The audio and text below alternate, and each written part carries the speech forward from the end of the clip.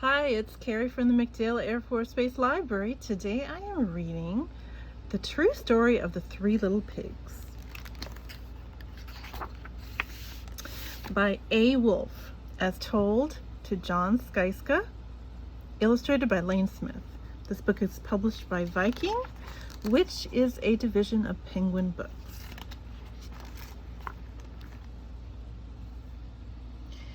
Everybody knows the story of the Three Little Pigs, or at least they think they do. But I'll let you in on a little secret. Nobody knows the real story because nobody has ever heard my side of the story.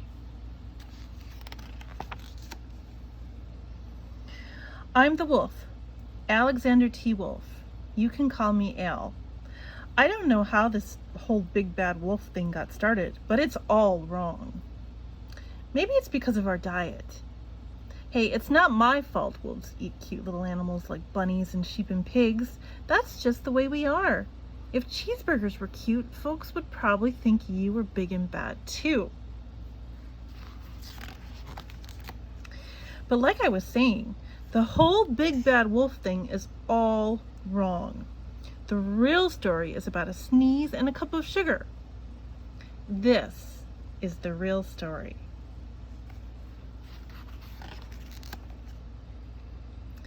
Way back in Once Upon a Time, I was making a birthday cake for my dear old granny. I had a terrible sneezing cold, and I ran out of sugar.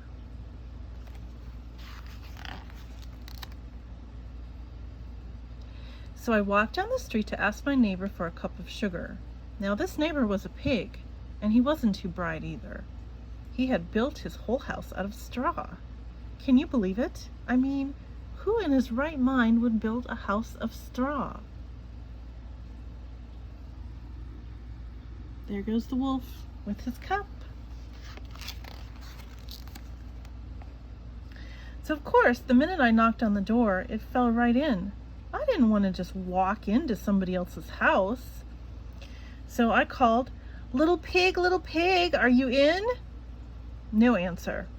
I was just about to go home without the cup of sugar from my dear old granny's birthday cake. That's when my nose started to itch. I felt a sneeze coming on.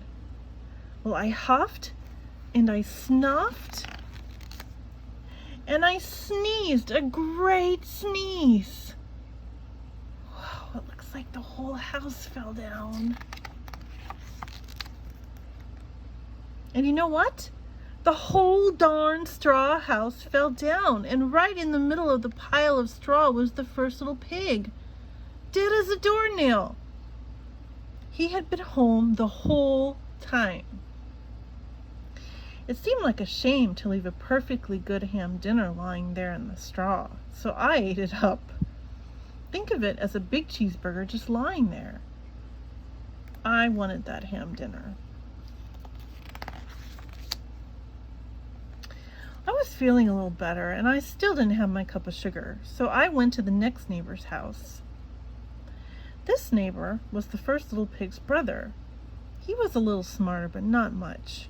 He had built his house out of sticks. I rang the bell on the stick house. Nobody answered. I called, Mr. Pig, are you in?" He yelled back, "Go away, wolf! You can't come in. I'm shaving the hairs on my chinny chin chin."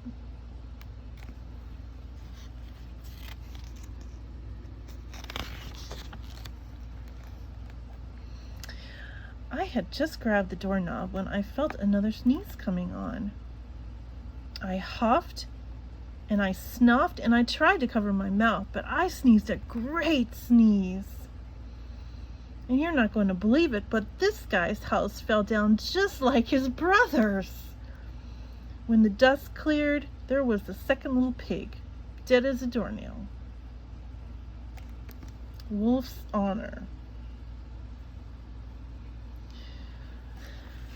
Oh, I don't know about this guy's story. That sounds suspicious. Now, you know food will spoil if you just leave it out in the open.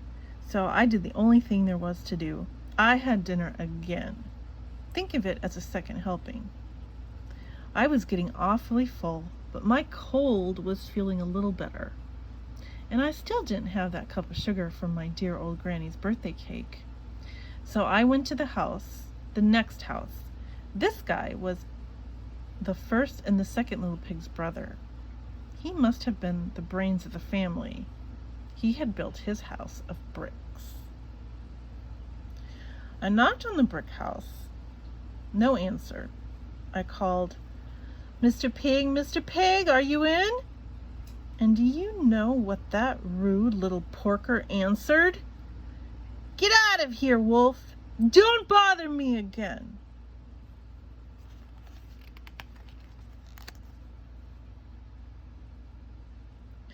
Talk about impolite. He probably had a whole sack full of sugar. And he wouldn't give me even one little cup from my dear, sweet old granny's birthday cake. What a pig! I was just about to go home and maybe make a nice birthday card instead of a cake when I felt my cold coming on. I huffed and I snuffed and I sneezed once again. Then the third little pig yelled, "And your old granny can sit on a pin."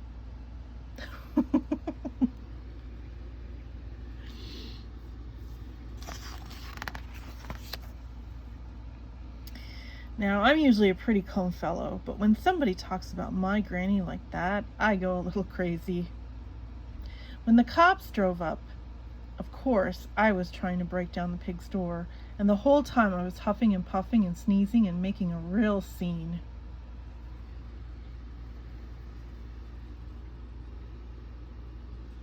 Oh, it looks like the media is there too.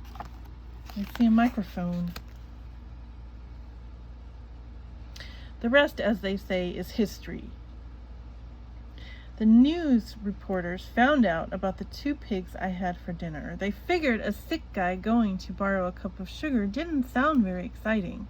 So they jazzed up the story with all of that huff and puff and blow your house down, and they made me the big bad wolf. That's it. The real story. I was framed.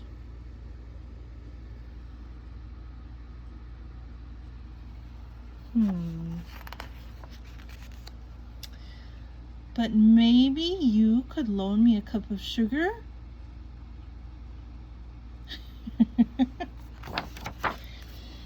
The end. Are we gonna believe that story, the big bad wolf? I don't think so. We're smarter than that, aren't we, kids? All right, I hope you enjoyed that one. Take care. Keep wearing your mask. Stay healthy. See you soon.